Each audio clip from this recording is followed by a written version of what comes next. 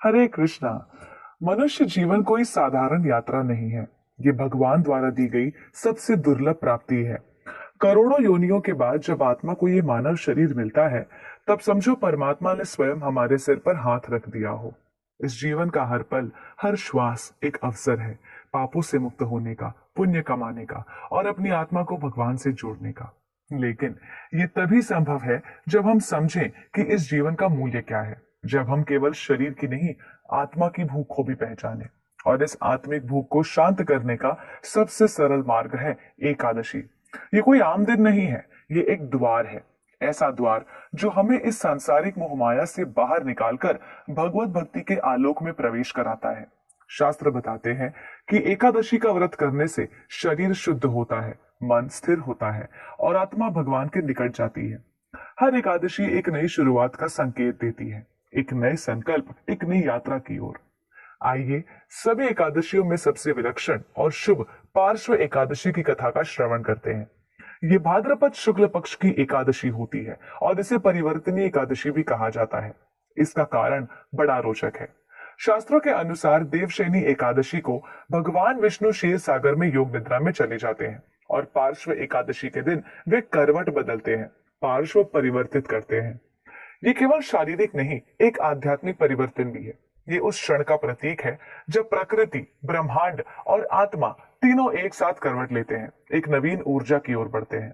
पुराणों में एक कथा आती है महाराजा बलि की, जो कि असुर कुल में जन्मे एक महादानी और पराक्रमी राजा थे। उन्होंने इंद्रलोक तक को जीत लिया था। तब भगवान विष्णु वामन अवतार लेकर बलि महाराज के पास बटुक ब्राह्मण के वेश में पहुंचे, 3 पग भूमि मांगी और फिर विराट रूप लेकर तीनों लोगों को नाप लिया। तीसरा पग रखने के लिए जब स्थान नहीं बचा, तो राजा बलि ने अपना सिर आगे कर दिया। भगवान विष्णु ने प्रसन्न होकर उन्हें पाताल लोक का राजा बना दिया। अब सोचिए, ऐसा दिन जब स्वयं भगवान करवट बदले, जब ब्रह्मांड में ऊर्जा की नई धारा बहे, वो दिन हमारे लिए कितना महत्वपूर्ण होगा। इस एकादशी का व्रत करने से जन्मों जन्मों के पाप नष्ट हो जाते हैं, जीवन में संतुलन आता है और भगवत कृपा की मानो वर्षा होने लगती है। ये व्रत केवल भोजन न करने का नाम नहीं है, ये अपने भीतर की अशुद्धियों से उपवास करने का नाम है। क्रोध से, लोभ से, छल से और ईर्ष्या से। ये आत्मा को निर्मल करने की प्रक्रिया है।